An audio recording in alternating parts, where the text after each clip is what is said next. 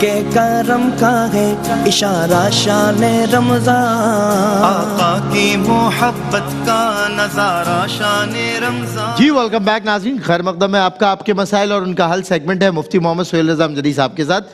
اگر آپ کے ذہن میں کوئی خلیج سوال ہے ٹیلی فون اٹھائیے، کال کیجئے اور پوچھئے سوالات، انشاءاللہ مفتی محمد سہیل رضا امجدی صاحب دیں گے آپ کی لائیو ٹیلی فون کال سے جمع ہوئے سوالات کے جوابات۔ اور ہمارے پاس کئی کالز بریک میں بھی آئی ہیں، میں چاہتا ہوں ایک دو کے جوابات ہو جائیں تو ہم کالرز کو لے لیں گے۔ جی اچھا، بہن نے یہ سوال کیا کہ ہم دو بہنیں ہیں مائک تھوڑا قریب، اور والد مرحوم کی زمین ہے، جی وہ بغیر رشوت کے ہمارا کام نہیں ہو رہا، ظاہر کچھ ڈاکومنٹس وغیرہ اس سے کچھ اٹکے ہوئے ہوں گے کچھ، تو بغیر رشوت کے کام نہیں ہو رہا۔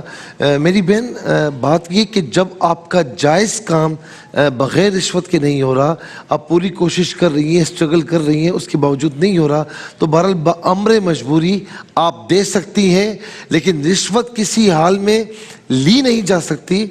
بعض صورتوں میں دفع ضرر کے لیے یا جہاں پر آپ کا اہم کام نہیں ہو رہا، جائز کام نہیں ہو رہا، تو اس کے لیے آپ دے سکتے ہیں۔ بالکل ٹھیک ہے، تو گناہگار وہ لینے والا ہوگا، وہ ہوگا، آپ گناہگار نہیں ہم ہوں تو گے، لیکن مجبور بغیر کسی وجہ کے آپ دیں گے تو پھر آپ بھی گناہگار ہیں، اور راشی والمرتشی کلام فی النار۔ بالکل ٹھیک ہے، آپ نے فرمایا مجبوری میں جی حق نہیں مل رہا، جی جی فیصلہ نہیں ہو رہا اور لوگ پورے خاندان رول رہے ہیں۔ بالکل ٹھیک ہے، ایک کالر ہمارے ساتھ ان کو شامل کرتے ہیں۔ السلام علیکم جی وعلیکم السلام جناب، کیا سوال ہے آپ کا؟ جی سر، میں نے یہ پوچھنا ہے اگر کوئی اپنے ایمان اور قرآن کی جھوٹی قسم اٹھا لے اچھا، تو کیا ایمان اور قرآن کی جھوٹی قسم اٹھانے والے کا کیا کفارہ ہوگا، اور کیا ایمان باطل یا ضائع ہونے کا خدشہ ہے؟ کیا جھوٹی قسم اپنے ہے؟ ایمان اور قرآن کی، جی کیا قسم کے الفاظ بتا سکیں گے؟ وہ مطلب کہ یہ ہے کہ میں اپنے ایمان اور قرآن کی قسم اٹھا کے یہ کہتی ہوں کہ اس فلاں بندے نے جو ہے نا مجھے مارا ہے یا مجھے تھپڑ تشدد کیا، ایسا کوئی، ٹھیک ہے، اور اور وہ بعد میں پروو ہو جائے کہ جی وہ کیا ایسا اس نے کچھ نہیں تھا، کیا بس اور یہ جھوٹ بول رہی تھی، بعد میں پروو ہو گیا کہ یہ جھوٹ بول رہی ہیں؟ ٹھیک ہے، جی جی اور prove ہو گیا۔ کفارہ بتاتے، بالکل ٹھیک ہے۔ ایک اور کالر ہمارے ساتھ ہے۔ السلام علیکم جی، السلام علیکم، آواز آ رہی ہے آپ کو؟ وعلیکم السلام۔ میں نے بھائی چیک کرنا تھا کہ نماز تراویح کے بعد جو وتر پڑھتے ہیں جی اس کا عشاء کے جو جماعت پڑھے اس کو پڑھنا چاہیے جماعت کے ساتھ، یا وتر یا جو جماعت کے ساتھ نہ پڑھے وہ بھی پڑھ لے نماز وتر جو ادا کرتے ہیں جماعت کے وتر ساتھ؟ جماعت کے ساتھ یا وہ صحیح ہے۔ تراویح، بالکل ٹھیک ہے۔ ایک اور کالر ہمارے ساتھ ہے۔ السلام علیکم۔ السلام وعلیکم علیکم جی، السلام۔ کیا سوال ہے آپ کا؟ میرا یہ سوال ہے کہ روزے کے ساتھ اگر 3 بجے اگر مطلب طبیعت خراب ہو جائے تو اس کا روزہ ہے یا نہیں؟ بالکل بتاتے ہیں انشاءاللہ، نہیں مطلب روزہ رکھ لیا جی بھائی جی۔ ایک اور کالر ہمارے ساتھ ہیں۔ السلام علیکم وعلیکم السلام۔ جی، کیا سوال ہے آپ کا؟ جی سوال یہ ہے، اگر شاور لیتے ہوئے پانی چلا جائے روزے میں ناک سے تو کیا روزہ ٹوٹ جاتا ہے؟ ناک سے جی ناک سے پانی چلا گیا اندر؟ جی جی ٹھیک ہے، بتاتے ہیں۔ اور سوال بھی ہے۔ اور ایک اور کیا سوال ہے، بتائیں۔ جی جی، اگر ایمرجنسی میں ہمیں نماز توڑنا پڑ جائے مطلب، تو کیا ہمیں واپس نماز دوبارہ سے پڑھنا ہے؟ کیا میں آپ سے پوچھ سکتا ہوں وچ کائنڈ آف ایمرجنسی؟ مطلب مدر کی طبیعت خراب ہو گئی تو وہ نرس نے اچھا، اور بالکل ٹھیک ہے، چلیں بتائیں گے بالکل۔ ایک اور کالر ہمارے ساتھ ہے۔ السلام علیکم۔ آپ نے میرے دوسرے سوال کا جواب نہیں نا، بیٹا نا ماں سے لڑتا ہے تو مجھے میری بہن وقت آئے گا میں دوں گا، ابھی تو جواب شروع ہی نہیں ہوئے بہن، انتظار تو کر لینا، تھوڑا انتظار کریں آپ کے۔ انجیکشن سے روزہ ٹوٹتا ہے؟ انجیکشن سے، ٹھیک ہے، انجیکشن لگانے سے روزہ ٹوٹتا ہے یا نہیں بتائیں گے۔ لاسٹ کالر کو لے رہے ہیں، اس کے بعد جوابات کی طرف آئیں گے، بس ایک ہی کال دیں۔ جی السلام علیکم، غالباً لائن ڈراپ ہو گئی۔ مفتی صاحب جوابات کی طرف آ جائیں، وقت کم ہے ہمارے پاس تو میں چاہتا ہوں جوابات۔ اچھا، بہن نے یہ سوال کیا کہ انجیکشن سے روزہ ٹوٹ جاتا ہے یا نہیں، اس میں اختلاف ہے، لیکن میرے نزدیک یہ کہ کوئی اگر انجیکشن لگائے تو وہ بعد میں قضا کر لے، روزہ اس کا ٹوٹ جائے گا۔ بالکل ٹھیک ہے۔ اس کے بعد جو ہے وہ ان کے بیٹے کی اپنی خالہ سے لڑائی ہے اور ماں سے کہتا ہے کہ جی اب جھوٹ بولو۔ دیکھیں بعض اوقات لڑائی ختم کروانے کے لیے مثال کے طور پر کسی سے لڑائی ہے اور میں بیچ میں کہتا ہوں کہ بھائی وہ تو آپ کو سلام بھیجتا ہے, وہ تو آپ کا اچھا کہتا ہے, اس طرح کے دونوں کے دل مل جائے, اس طرح خلاف واقع کہنا یہ تو صحیح ہے, یا کہیں پر لڑائی سے بچنے کے لیے تب بھی صحیح ہے. لیکن یہاں پر تو اس کی اپنی خالہ سے خود لڑائی ہے اور اپنی ماں سے کہتا ہے کہ جھوٹ بولو, تو بہرحال یہ صحیح نہیں ہے. اور خالہ سے لڑنا بھی صحیح نہیں ہے کہ خالہ ماں کی جگہ ہے اور غلطی ان کی بھی, تو جائے معافی مانگے اور ختم کریں اس بات کو. یہ لڑنا صحیح نہیں ہے. ٹھیک ہے. اور ویسے بھی بغیر کسی شرعی عذر کے اپنے مسلمان بھائی سے 3 روز سے زیادہ آپ ناراض نہیں رہ سکتے. صحیح. گھر کے صحن میں عورت کی نماز بغیر کسی وجہ کے گھر کے صحن میں نہ پڑھے اندر, کیونکہ نبی علیہ السلام کی حدیث سے پاک ہے کہ عورت کی جو نماز ہے وہ مسجد سے بہتر گھر میں, اور وہ بھی دالان میں, اور وہ بھی روم کے اندر. تو اس کا مطلب ہے کہ زیادہ سے زیادہ پردے میں نماز ہو تو یہ اچھا ہے. تو بہرحال یہ کہ گھر کے صحن میں اگر آپ نماز پڑھ رہی ہیں تو ہو جائے گی, لیکن بہتر یہ ہے کہ آپ گھر کے اندر روم میں پڑھیں. اسی طرح ایک بہن نے اور سوال کیا کہ کھلے آسمان تلے نماز پڑھنا, تو کھلے آسمان تلے اگر آپ پردے کے اہتمام کے ساتھ نماز پڑھ رہی ہیں تو ہو جائے گی, لیکن بہتر یہ ہوتا ہے کہ آپ اندر پڑھیں. کھلے آسمان کے نیچے یہی کہ صحن ہے, اوپر کھلا آسمان ہے, بہتر یہ کہ آپ اندر پڑھیں, لیکن ہو جائے گی. اس کے بعد ہاں جہاں پر مرد وغیرہ ہوں, غیر محرم وغیرہ ہوں, تو وہاں پر پڑھنے سے احتیاط کرنی چاہیے. اس کے بعد جو ہے فجر کی نماز کے بعد عشاء اور وتر قضا پڑھ سکتے ہیں یا نہیں. فجر کی نماز کے بعد کوئی نوافل نہیں پڑھ سکتے, لیکن عشاء کی نماز قضا اگر رہ گئی ہے, وتر قضا رہ گئی, تو وہ پڑھ سکتے ہیں فجر کی نماز کے بعد. لیکن کس وقت؟ جب اگر طلوع آفتاب ہو چکا ہے تو اس وقت تو کچھ بھی نہیں پڑھ سکتے. فجر کی نماز پڑھی اور ابھی طلوع آفتاب میں وقت ہے تو آپ مسجد میں نہیں پڑھ سکتے, کیونکہ مسجد میں قضا نماز نہیں پڑھنی چاہیے, کیونکہ ظاہر ہے کہ اس وقت اور نماز تو ہوتی نہیں ہے. اگر آپ پڑھیں گے تو لوگ سمجھ جائیں گے کہ آپ قضا نماز پڑھ رہے ہیں, تو قضا نماز کرنا گناہ ہے, گناہ کا اظہار بھی گناہ. تو اسی لیے گھر میں پڑھ سکتے ہیں, آپ مسجد میں نہیں پڑھ سکتے. اور اس کے بعد یہ سوال ہوا کہ روزے کی حالت میں نیبولائز کا یوز کرنا کیسا ہے. مطلب یہ کہ اس میں بھی علماء اختلاف کرتے ہیں, لیکن بہرحال یہ روزے کے فساد کا ذریعہ بنتا ہے. کسی نے اگر لے لیا ہے تو پھر وہ روزہ اس کا ٹوٹ جائے گا, بعد میں اسے قضا کرنی ہوگی. اللہ تعالیٰ کے نام بطور وظیفہ نہیں بلکہ ایسے ہی برکت کے لیے پڑھتے ہیں تو پڑھ لیا کریں, کوئی مسئلہ نہیں ہے. لیکن بہت زیادہ تعداد میں آپ حد سے زیادہ نہ پڑھیں, ایک حد تک مقرر کر لیں تو وہ پڑھیں تو وہ آپ کے لیے زیادہ بہتر ہے. پھر اس کے بعد جو ہے وہ کہتے ہیں کہ ڈائلیسس ہوتے ہیں اور 3 نمازیں میری پٹی جو لگی ہوئی ہوتی کچھ اس طرح ہوتا ہے تو اس کے درمیان میں آ جاتی ہیں, تو اب وضو کا کیا معاملہ ہوگا.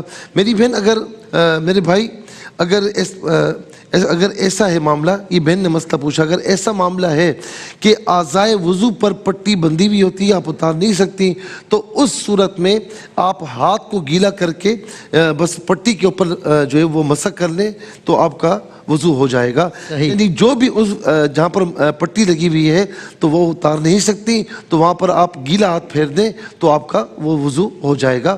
اس میں کچھ مسئلہ نہیں, کیونکہ آپ کا شرعی عذر موجود ہے. بالکل ٹھیک. اور اگر خدا نخواستہ آپ وضو نہیں کر سکتی تو تیمم بھی کر سکتی. وضو کرنے میں نقصان کا اندیشہ ہے, بیماری بڑھنے کا اندیشہ ہے, تو تیمم بھی کیا جا سکتا ہے. صحیح. طوطا جو ہے وہ اوپر پنجرے میں ہیں گے اور نیچے قرآن شریف پڑھ رہے ہیں تو اس میں کوئی حرج نہیں ہے, پڑھ سکتے ہیں.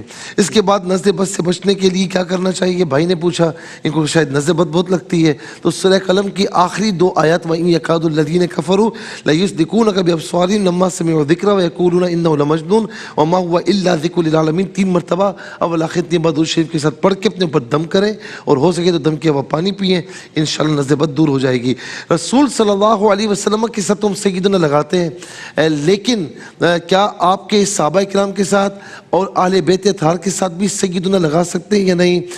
حضرت فاروق اعظم رضی اللہ تعالیٰ عنہ نے حضرت بلال سے فرمایا تھا کہ آپ ہمارے سید ہو. تو حضور نبی کریم علیہ السلام سب سے بڑے سردار ہیں, پھر آپ کے صحابہ کرام اہل بیت اطہار وہ بھی ہمارے حضور نبی کریم علیہ السلام کی نسبت سے سردار ہیں, کہنے میں کوئی حرج نہیں ہے. اس کے بعد جو ہے وہ کہتے ہیں کہ बहन ने कहा कि क्या नापाक कपड़े धोने के दौरान आप जिक्र अस्कार कर सकते हैं? बिल्कुल कर सकते हैं, कोई हर्ज नहीं है, इल्ला ये कि आप वॉशरूम में ना हो या बाथरूम में ना हो। बाज़ वक़्त मशीनें वहाँ भी लगी हुई होती हैं।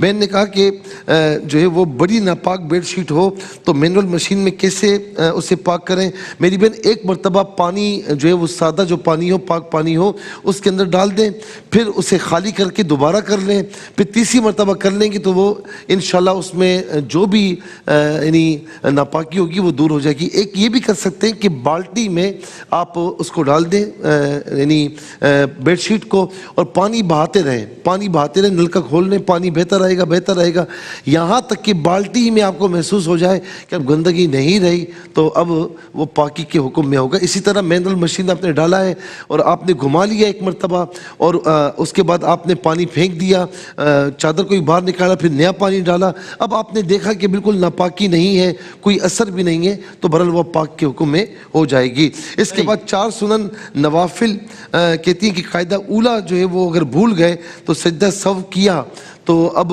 नमाज हो जाएगी या नहीं होगी? ज़ाहिर है कि आप 4 रकात पढ़ रही हैं, कायदा उला भूली हैं, जानबूझ कर तो नहीं किया है, सजदा सव कर लिया, कायदा उला वाजिब था, सजदा सव कर लिया है तो नमाज अदा हो जाएगी, दोबारा दोहराने की ज़रूरत नहीं।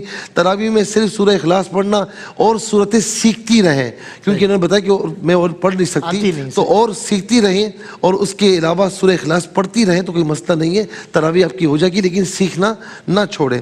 इसके बाद कहते हैं कि घुटने की तकलीफ है, हार्ट अटैक भी हो चुका है और नमाज में खड़े होकर नहीं पढ़ सकती, तकबीर तहरीमा खड़े होकर दें, जितना हो सके खड़े रहें, जहाँ खड़े होने की हिम्मत ख़त्म हो जाए तो फिर बैठकर आप नमाज पढ़ सकती, बिल्कुल ठीक नहीं है।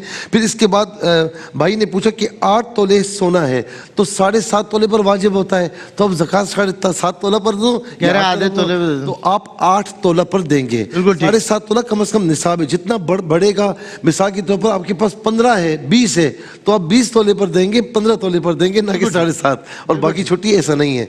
इसके बाद कहा कि एक वितर की नीयत जो है वो कैसे होगी? मेरी बहन, एक वितर नहीं होती, एक वितर नहीं होता, बल्कि 3 वितर जो नमाज इशा के बाद पढ़े जाते हैं, हुज़ूर नबी करीम अलैहिस्सलाम से, सहाबा किराम से ऐसे ही मनकूल है।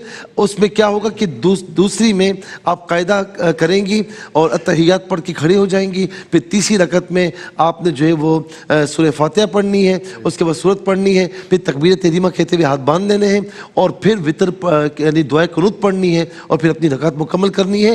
हुज़ूर नबी करीम अलैहिस्सलाम से, सहाबा किराम से, हदीस करीमा से यही मनकूल है। इसके बाद कहा कि अपने ईमान और कुरान की झूठी कसम उठा ली कि फलां ने मुझ पर तशद्दुद किया था, यानी अब ये मुस्तकबिल की कसम नहीं खाइए, ये आपने माजी की कसम खाई है, तो इसे यमीन गमूस कहते हैं। ये मतलब कुरान की इन्होंने गलत कसम खाई के खिलाफ वाक़या इन्होंने बयान किया, इस पर कफ़ारा कुछ भी नहीं है, सच्ची तौबा करें और आइंदा इस तरह ना करें, बिल्कुल ठीक, तौबा वाजिब है। अच्छा, इसके बाद ये कहती है कि वितर जमात के साथ कब होंगे? जब आपकी इशा की नमाज जमात के साथ पढ़ी है तो वितर भी जमात के साथ पढ़ेंगे, इशा जमात के साथ नहीं पढ़ी, तरावी अगरचे जमात के साथ पढ़ी, तो बेहतर ये कि वितर भी जमात के साथ ना पढ़े, लेकिन पढ़ लिए इसके बरक्स कर लिए तो कोई हर्ज नहीं है। आखिर में कहते हैं कि बहन ने कहा मेंसेस हो गए 3 बजे तो क्या रोज़ा आपका फासिद हो जाएगा? बेहतर ये कि घर वालों के सामने ना खाएं, और वैसे आप अकेले में खा सकती हैं। बहन ने कहा शावर लेते हुए पानी हलक में गया, रोज़ा याद था, तो आपका जो है ना वो रोज़ा जो है वो फासिद हो गया है, क्योंकि पानी आपकी हलक में चला गया है। इसी तरीके से इमरजेंसी में नमाज तोड़ दी थी, आपकी वालदा बीमार है, कुछ भी है, तो आपको दोबारा वो नमाज कज़ा करनी, यानी दोबारा वो उसको वाजिबुल इयादा होगी, दोबारा आपने वो नमाज पढ़नी होगी। बिल्कुल ठीक मुफ्ती साहब, बहुत बहुत शुक्रिया। नाज़रीन, अगला सेगमेंट हमारा कोई सेगमेंट है और उसमें होगी आपसे मुलाकात इन चारों शख्सियात के साथ। मिलता हूँ ब्रेक के बाद।